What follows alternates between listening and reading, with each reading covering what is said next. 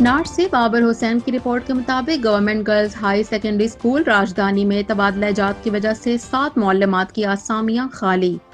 ادارے میں تعینات کمپیوٹر انسٹرکٹر 1 سال سے چھٹی پر، طلباء کے مستقبل سے کھلواڑ۔ عوام علاقہ کی بار بار یاد دہانی پر بھی محکمے کی طرف سے کوئی مثبت اور واضح پالیسی سامنے نہ آ سکی۔ والدین اور عوام علاقہ سخت برہم، جلد احتجاج کے لیے تیار۔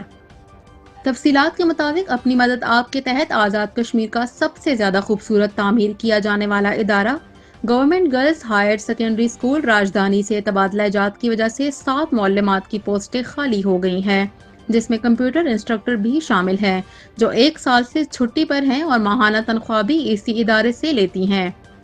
محکمے کو بار بار یاد دہانی کے بعد بھی کوئی مثبت حکمت عملی سامنے نہ آ سکی۔ والدین اور عوام علاقہ سخت برہم ہیں۔